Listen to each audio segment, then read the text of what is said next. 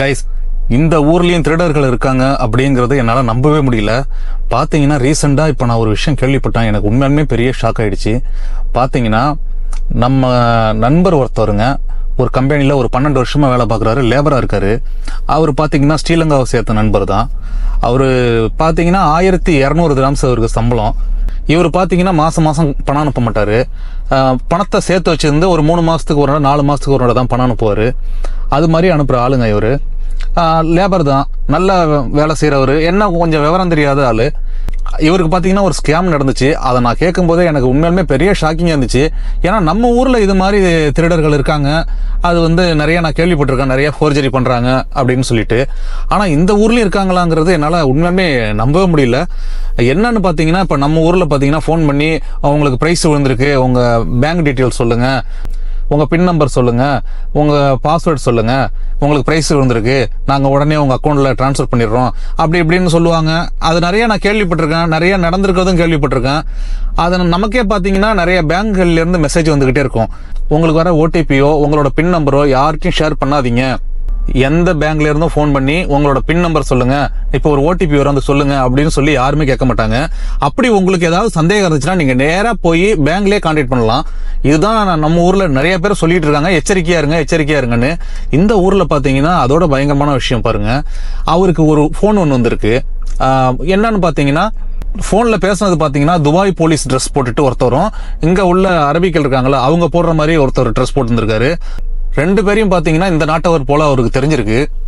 அவங்க ஃபோன் பண்ணி என்ன சொல்லியிருக்காங்க, இது மாதிரி உங்களுக்கு ஒரு ஃபைன் இருக்குது, அந்த ஃபைனை நீங்க அடைச்சே ஆகணும் அப்படின்னு சொல்லி அவங்க கொஞ்சம் அப்படியே மிரட்டிருக்காங்க.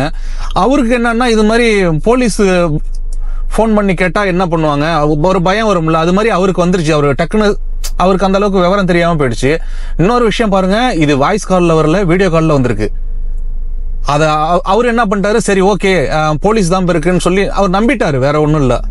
உடனே என்ன எதுன்னு அவர் கேட்டதுக்கு, இல்ல இந்த ஃபைனை உடனே அடைச்சாகணும், இல்லைன்னா உங்களுக்கு நாங்க ஜெயில போட்டுருவோம் அப்படி இப்படின்னு சொல்லி ரொம்ப இது பண்ணோன்னா அவரு என்கிட்ட காசு இல்லை அப்படி இப்படின்னு சொல்லியிருக்காரு. பரவாயில்ல நீங்க அங்கிருந்து கூட அடைக்கலாம், உங்க கார்டு நம்பர் சொல்லுங்க அப்படின்னு சொல்லி கேட்டிருக்காங்க. அது மாதிரி ஒன்னு ஒன்னா கேட்டு உங்க பின் நம்பரும் கொடுங்க, உடனே நாங்க ஃபைன் அடைச்சிடறோம் அப்படின்னு சொல்லி கேட்டிருக்காங்க. கேட்ட உடனே அவரும் கொடுத்துட்டாரு. கொடுத்த அடுத்த செகண்டே பாத்தீங்கன்னா அவர் அக்கௌண்ட்ல இருந்த மொத்த பணத்தையும் வழிச்சிட்டாங்க. 1200 ரூபா வீதமா 4 மாசத்து சம்பளம் அவர்கிட்ட இருந்துச்சு. பாருங்க, நினைச்சு பாருங்க, கிட்டத்தட்ட 4800 ரூபா கோவிந்தா. நம்ம ஊர் காசுக்கு 1 லட்சம் ரூபாய் காலி. ஒரு செகண்ட் கூட ஆகல. இந்த விஷயம் தெரிஞ்ச உடனே அவர் வேலை செய்யற கம்பெனில போய் கம்ப்ளைண்ட் பண்ணிருக்காரு. கம்ப்ளைண்ட் பண்ண உடனே பாத்தீங்கன்னா அவங்க சைட்ல இருந்து என்ன பண்ணலான்ட்டு அவங்க பேங்குக்குலாம் கேட்டிருக்காங்க. பேங்குக்கு விசாரிச்சு கேட்டோம்னா அது ஒன்றும் பண்ண முடியாதுங்க, நீங்க போலீஸ்ல கம்ப்ளைண்ட் பண்ணுங்க அப்படின்னு சொல்லிட்டாங்க. சரின்ட்டு கம்பெனில உள்ள ஆளுங்க நேராக போலீஸ் ஸ்டேஷன் போயிட்டு அவரையும் கூட்டு போய் இது மாதிரி சொல்லியிருக்காங்க, இது மாதிரி பிரச்சனை ஆயிடுச்சு அப்படின்னு சொல்லியிருக்காங்க. அவங்க என்ன சொல்லியிருக்காங்க, இது மாதிரி நாங்க ட்ரை பண்றோம், பட் ஆனா இது ரொம்ப ரிஸ்க்குங்க கண்டுபிடிக்கிறது, நீங்க தான் கேர்ஃபுல்லா இருந்துக்குங்க. அது மட்டும் இல்ல, எந்த ஒரு போலீஸும் உங்களுக்கு ஃபோன் பண்ணி ஃபைன் விழுந்திருக்கு நீங்க இப்பயே கட்டணும் அப்படின்னு வீடியோ கால்லாம் பண்ணி சொல்லவே மாட்டாங்க. உங்க மேல ஏதாவது ஃபைன் இருந்தாலோ இல்ல வேற ஏதாவது கேஸ் அது மாதிரி ஏதாவது இருந்தாலோ நேரா போலீஸ் ஸ்டேஷன் வாங்க அப்படின்னு தான் சொல்லுவாங்க. இங்க தான் நீங்க அடைக்கிற மாதிரி இருக்கும், இல்ல நீங்க ஆன்லைன்ல அடைக்கிற மாதிரி இருக்கும், இப்படிதான் இருக்கும். ஒழிஞ்சு வீடியோ கால் பண்ணி யாருமே பேச மாட்டாங்க. அதனால நீங்க கேர்ஃபுல்லா இருங்க, எங்களால முடிஞ்ச அளவுக்கு நாங்க கண்டுபிடிக்கிறோம் அப்படின்னு சொல்லியிருக்காங்க. ஆனா இது வரைக்கும் கண்டுபிடிக்கல. ஏன்னா எவ்வளவு ஒரு கேர்ஃபுல்லா அழகா ஆட்டையை போட்டிருக்காங்க பாருங்க. அதை நினைக்கும் போது எனக்கு உண்மையுமே என்னடா நம்ம ஊர்ல தான் சரி நான் கேள்விப்பட்டிருக்கேன் நிறைய, ஓகே இந்த ஊர்லயுமா அப்படின்னு நினைச்சிட்டு எனக்கு ரொம்ப கஷ்டமா போயிடுச்சு. அவங்களெல்லாம் கண்டே பிடிக்க முடியாது, அவ்வளவுதான். அதனால நீங்க இது மாதிரி யாராவது தவறுதலா ஃபோன் பண்றாங்க, உங்க ஓடிபி கேட்கறாங்க, பின் நம்பர் கேட்கறாங்க, அது கார்டு நம்பர் டீடைல் கேட்கறாங்கன்னா கண்டிப்பா தராதீங்க, யாரா இருந்தாலும் தராதீங்க. போலீஸ்ல இருந்து பேசுறேன்னு சொன்னாங்கன்னா ஒன்னும் பிரச்சனை இல்லை, நான் போலீஸ் ஸ்டேஷன் வரேன்னு சொல்லுங்க, நேரா போங்க. ஏன்னா எனக்கு ஒரு ஆக்சிடென்ட் ஒன்று நடந்துச்சு. பாத்தீங்கன்னா நான் ஒரு மாலுக்கு போயிருந்தேன், போயிட்டு ஜாமான் வாங்கிட்டு கீழே பாக்குறேன், என்னோட வண்டியில இடிச்சிருந்துச்சு. ஆனா பக்கத்துல காரே இல்லை. அப்ப உடனே நான் அங்க உள்ள செக்யூரிட்டிட்ட போய் சொன்னேன், இது மாதிரி இருக்கு அப்படின்னு சொன்னேன். அவங்க பாத்தீங்கன்னா அங்க உள்ள சிசிடிவில செக் பண்ணிட்டு எனக்கு பக்கத்துல ஒருத்தர் என் வண்டியில இடிச்சிருக்காரு. இடிச்ச வேகத்துக்கு அவர் இறங்கவே இல்லை, ஷாப்பிங்கும் பண்ணல, நேரா அவர் கிளம்பி போயிட்டாரு. அதை அவங்க கேமராவில் பார்த்தாங்க. பார்த்துட்டு என்கிட்ட சொன்னாங்க, இது மாதிரி உங்க வண்டி இடிச்சிட்டு தாங்க ஒருத்தர் போயிருக்காரு அப்படின்னு சொன்னாங்க. அப்ப நான் கேட்டேன், அது யாரு என்னன்னு காட்டுங்க, அந்த வீடியோ ஃபுட்டேஜ் கொடுங்க, நான் போலீஸ்ல கொண்டு போய் கம்ப்ளைண்ட் பண்ணிக்கிறேன். ஏன்னா என் வண்டிக்கு அந்த இடிச்சதை நான் கிளியர் பண்றதுக்கு எனக்கு இன்சூரன்ஸ் எல்லாம் வேணும் அப்படின்னு சொல்லி கேட்டேன். அவங்க தர மாட்டேன்னு மறுத்துட்டாங்க. அவங்க என்ன சொன்னாங்கன்னா, நாங்க நேரா போலீஸ்லயே இதை கொடுத்துட்டு அவங்க உங்களை கூப்பிடுவாங்க, நீங்க போய்க்கிங்கன்னு சொல்லிட்டாங்க. அதே மாதிரி பாத்தீங்கன்னா ஒரு 4 நாள் கழிச்சு எனக்கு போலீஸ் ஸ்டேஷன்ல இருந்து ஒரு போன் வந்துச்சு. என்ன தானே நீங்க இந்த போலீஸ் ஸ்டேஷனுக்கு வாங்க அப்படின்னு சொல்லிட்டாங்க. சரின்னு நான் அங்க போனப்ப பாத்தீங்கன்னா இது மாதிரி என்கிட்ட அவங்க கேட்டாங்க, என்னாச்சு ஏதாச்சுன்னு சொல்லி கேட்டாங்க. நான் அப்ப வண்டியை காட்டினேன், இது மாதிரி ஆயிடுச்சிங்க அப்படின்னு சொன்னா, ஒன்றும் பிரச்சனை இல்லை, உங்க வண்டியை இடிச்சவங்களே கண்டுபிடிச்சிட்டோம், அவங்களும் தான் வந்துகிட்டு இருக்காங்க, வெயிட் பண்ணுங்க அப்படின்னு சொன்னாங்க. அதே மாதிரி பாத்தீங்கன்னா என் வண்டி அடிச்சவங்க ஒரு வயசான லேடிஸ் தான்.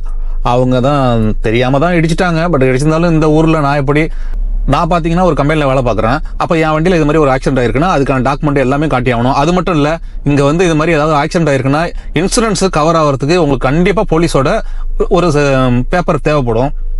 அது போலீஸ் ஸ்டேஷன்ல அவங்க பார்த்துட்டு செக் பண்ணி தான் கொடுப்பாங்க. ஏன்னா நம்ம கை காசு போட்டு செய்ய முடியாது, அப்படி செய்யவும் கூடாது. அதனால வந்துட்டு அப்புறம் அவங்களும் என்கிட்ட கேட்டாங்க, இது மாதிரி அது தெரியாம தான் இன்னைக்கு நடந்து போச்சு, அவங்க அப்படி இப்படின்னாங்க. பட் நான் என்னங்க பண்றது, ஒன்றும் பண்ண முடியாதுன்ட்டு அப்புறம் அதுக்கப்புறம் போலீஸ்லாம் பேசி எனக்கு பேப்பர் கொடுத்துட்டாங்க, இன்சூரன்ஸ்ல கவர் ஆகிக்கும்னு சொல்லிட்டாங்க. அதுக்கப்புறம் நான் எடுத்துட்டு வந்து வண்டியை இன்சூரன்ஸ்ல கொடுத்து கிளியர் பண்ணி வெளில வந்தேன்னு வச்சுங்களா. அது மாதிரி எதா இருந்தாலும் டைரக்டா வான்னு தான் சொல்லுவாங்களே ஒழிஞ்சு எக்காரணத்தை முன்னிட்டு வீடியோ கால் பண்ணி இது மாதிரி உங்களுக்கு ஃபைன் விழுந்திருக்கு, நீங்க இப்போ உடனே அடைச்சாகணும், இல்லைன்னா உங்க மேல கேஸ் போட்டுருவோம், அது போட்டுருவோம், இது போட்டுலாம் எதுவும் சொல்ல மாட்டாங்க. அதை நம்பி நீங்க ஏமாறாதீங்க. நான் சொல்றது இப்ப வெளிநாட்டுல இல்ல, நீங்க இந்தியாவில் இருந்தாலும் சரி, வேற எந்த ஊர்ல இருந்தாலும் சரி, உங்களுக்கு போன் பண்ணி இப்பவே உங்க கார்டு நம்பர் கொடுங்க, அக்கௌண்ட் நம்பர் கொடுங்க, பின் நம்பர் கொடுங்கன்னு இல்ல ஓடிபியை கொடுங்கன்னு சொல்லி கேட்கறாங்கன்னா எக்காரணத்தை முன்னிட்டும் தரவே தராதீங்க. நான் வரேன்னு சொல்லுங்க. பேங்க்ல இருந்து பேசுறாங்களா, ஒன்னும் பிரச்சனை இல்ல, பேங்குக்கு வந்துட்டு உங்களை நேரா பாக்குறாங்க, அப்ப நான் தரேங்க அப்படின்னு சொல்லுங்க. எக்காரணத்தை மட்டும் போன்ல மட்டும் யாருகிட்டையும் எந்த டீட்டெயிலும் பகிராதீங்க. ஏன்னா இது நிறைய பேர் சொல்லிட்டாங்க. இருந்தாலும் நான் இதை எங்க நண்பர்கிட்ட நான் கேட்டேன், உங்களுக்கு நடந்ததை நான் வீடியோவில் சொல்லுவேன், உங்களுக்கு ஆட்சேபணம் இல்லைன்னா அப்படின்னா, ஐயோ கண்டிப்பா சொல்லுங்க, என்ன மாதிரி மற்றவங்க யாரும் ஏமாந்துடக்கூடாது, கண்டிப்பா சொல்லுங்க அப்படின்னு சொன்னாங்க. அவரோட பர்மிஷனோட தான் இந்த வீடியோ போடுறேன். அதனால ரொம்ப சேஃபா இருங்க, கேர்ஃபுல்லா இருங்க. யாரு போன் பண்ணி உங்கள்கிட்ட இது மாதிரி டீட்டெயில் கேட்டாலும் கண்டிப்பா கொடுக்காதீங்க. எதா இருந்தாலும் நேரா வந்து கொடுத்துக்கிறேன்னு சொல்லுங்க. அவ்வளவுதான் கைஸ் இந்த video. See you guys, see you next video. Bye bye.